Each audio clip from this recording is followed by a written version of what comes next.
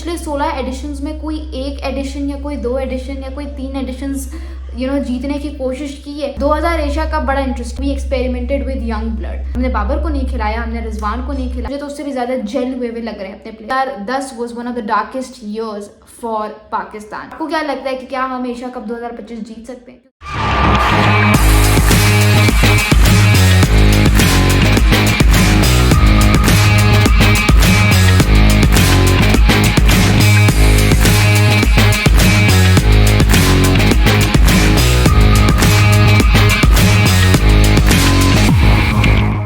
Assalamualaikum जी, this is Laiba Abbasi. Welcome to खेल शेल्स Asia cup coverage. In this particular video हम ये बात करने वाले हैं कि यार एशिया कप 2025 होने को है, विच मीन्स के एशिया कप के 17 सीजन्स हो गए। तो मैंने सोचा कि एशिया कप के 17 एडिशंस होने को हैं, तो क्या पाकिस्तान ने इन 16 एडिशंस में, पिछले 16 एडिशंस में कोई एक एडिशन या कोई 2 एडिशन या कोई 3 एडिशंस जीतने की कोशिश की है? तो मैंने देखा यार 2000 और 2012 का एशिया कप है जो हमने अपने नाम किया हुआ है, और 2000 एशिया कप बड़ा इंटरेस्टिंग है। उसकी वजह ये है कि भाई 2000 वाला वो एशिया कप था जिसमें we experimented with young blood. मुझे लग रहा है कि 2025 में भी हमने अपने यंग ब्लड के साथ एक्सपेरिमेंट किया।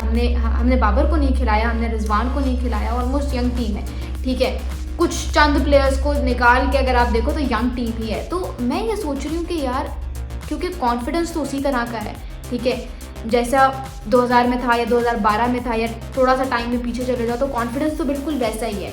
आप बात करो यूनिटी की, तो ऑलमोस्ट यूनिटी भी वैसी है, बल्कि मुझे तो उससे भी ज़्यादा जेल हुए लग रहे हैं अपने प्लेयर्स। तो क्या, मेरा आपसे बड़ा सिंपल सा सवाल है, आपको क्या लगता है कि क्या हम 2025 में with the confidence our team is holding right now, और with the energy our team is holding right now, the unity our team is working with or playing with, आपको क्या लगता है कि क्या हम एशिया कप 2025 जीत सकते हैं? क्योंकि मुझे लग रहा है, मुझे दिल से एक फीलिंग आ रही है कि यार हम शायद एशिया कप 2025 जीत जाएं, क्योंकि यूनिटी बड़ी स्ट्रांग हुई है, लड़कों का कॉन्फिडेंस टॉप पे है।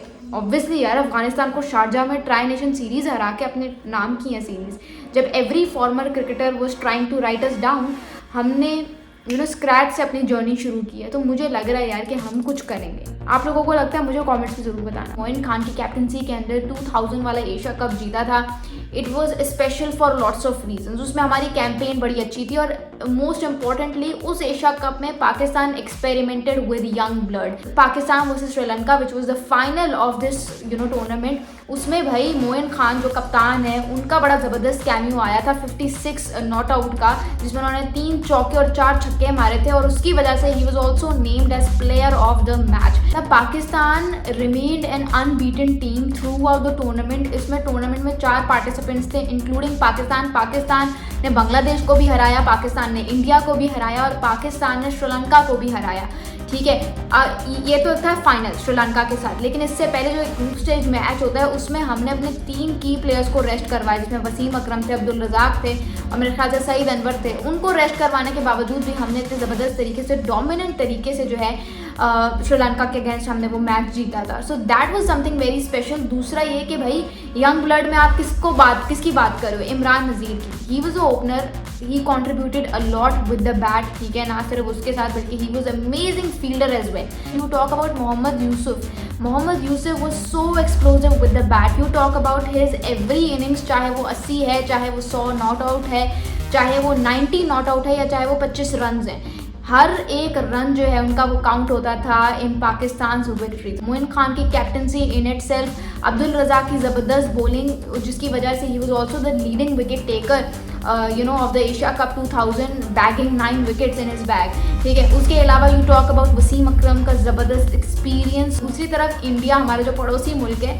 उनके लिए ये एक नाइटमेयर से ज़्यादा कुछ भी नहीं था, क्योंकि उनको हर टीम जो है वो आके हरा के चली जाती थी, चाहे वो श्रीलंका है या चाहे पाकिस्तान है। They only manage to win against Bangladesh, जो कि उस वक्त अपनी टेस्ट स्टेटस के लिए जो है वो लड़ रहे थे। अब बात करते हैं 2012 एशिया कप के बारे में, जहाँ पे पाकिस्तानी 2012 के एशिया कप को याद करके आज भी खुश हो रहे होते हैं। वहीं पे हमारे बांग्लादेशी भाई बड़े उदास हैं।